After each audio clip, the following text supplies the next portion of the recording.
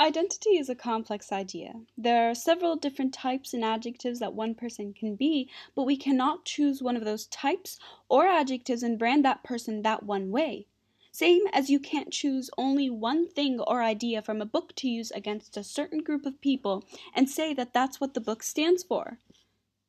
Oh my god, how did that get there? My multimodal project. It's about the complexities of identity, how one person can't possibly be one thing. And I hope you enjoy it.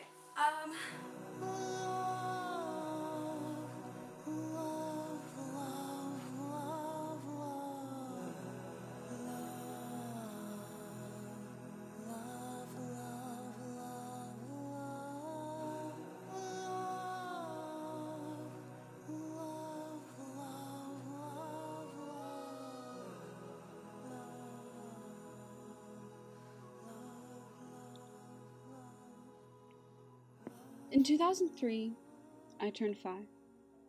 I wanted a big birthday party and I invited all my friends. My face was painted as a butterfly and I wore a purple fairy dress. I was probably the most excited 5-year-old in the world. So come November 11th, I prepare cake, snacks, candles, decorations, everything.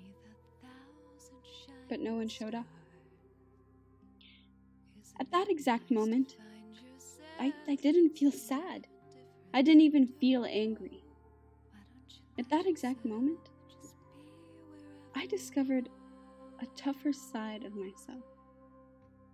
I was born in Saudi Arabia, more specifically, Riyadh. Riyadh in my child eyes was ideal, an inch away from paradise. I had Crepaway, which is now closed, Fuddruckers, Stray Cats, the Subway Club sandwich, friends, and of course, King Khalid International School. All these are fond memories. Memories that I associate with what made me who I was. Until I turned 7. When I was 7, I moved from Stray Cats and Subway Club sandwiches to America. I remember the morning of, I ate Fruit Loops, my favorite fine cuisine of that time, in a paper bowl with a plastic spoon. For some reason, though, that morning, Fruit Loops came with a bad aftertaste, and I couldn't quite figure out why. Was it the milk, or was it that I was moving to an entirely different country? Fast forward to elementary school in America, where I still held true to who I was, until halfway through 5th grade. 5th grade was when I started to realize and become ashamed that I was really an outsider. I still had an accent, and I wore hand-me-down clothes from my brother, and I was bullied. A lot.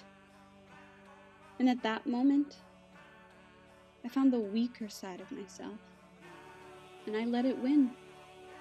Through 6th, 7th, and 8th grade, I let myself become weaker and weaker, and the bullying came from all sorts of places, and it grew and grew until it reached dangerous levels. I was threatened. I was pushed around. I was ignored. I made no friends, and I hated myself. I just wanted it all to end.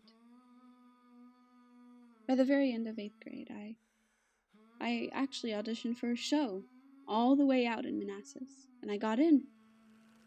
And that show saved my life. I actually found something that made me happy, something that distracted me from my life, something that made me happy to exist. Theater.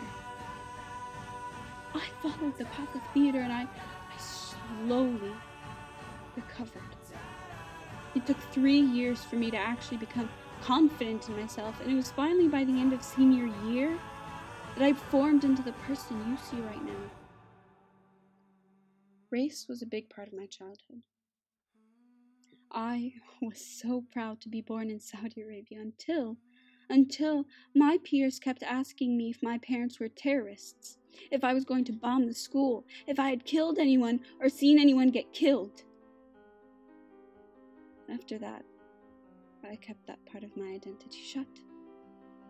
I'd only tell the closest of friends.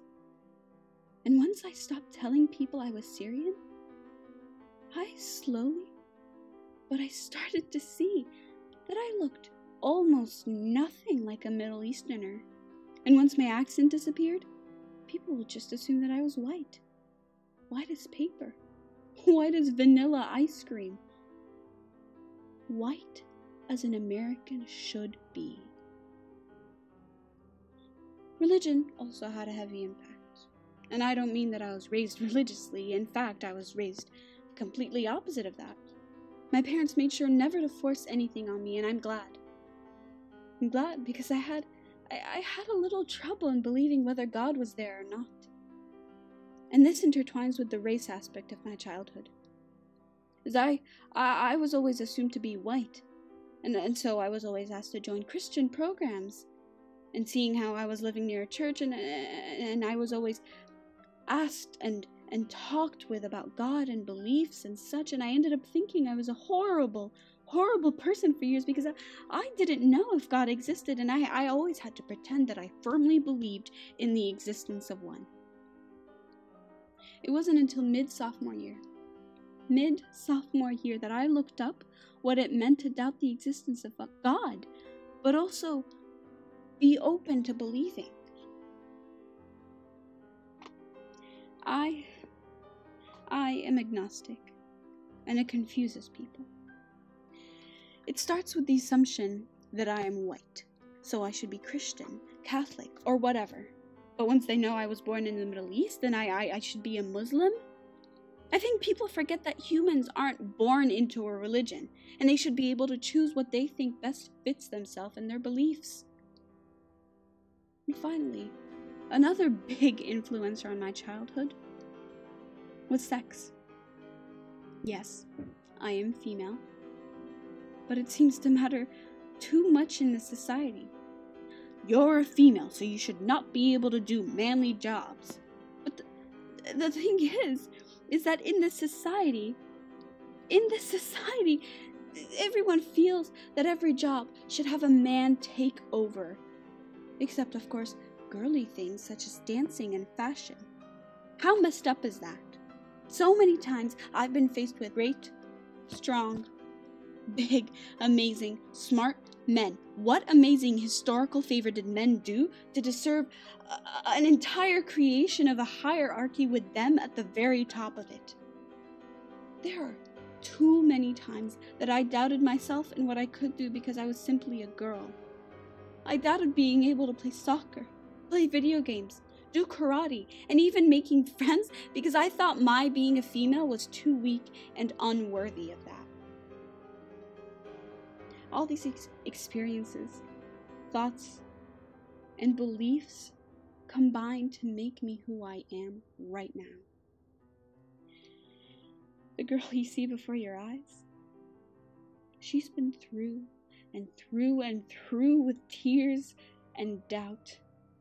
So much doubt. But through theater, she gained confidence in herself. Confidence to speak. Confidence to stand up for herself. Confidence to feel other things than sadness. Confidence to smile. She will pursue her savior and love. Theater. She will break barriers in the show business. The barriers that state a woman shouldn't and can't be a good director or cinematographer. Barriers that state a woman should wear revealing clothes and be a perfect society-made, tall, white, blonde woman to get a good role. Barriers that should restrict her abilities and beat down her determination, but won't. She'll have a tough time getting there. And she'll need to compromise. And even if you don't hear her through the media, she will be out there making her voice heard, whether it's to a stray cat eating an old, thrown-away Subway Club sandwich, or to a big, famous cigar-smoking producer. She will always stay true to herself, and always stick with her butterfly-faced, purple-dressed, abandoned at a birthday party 5-year-old tough self.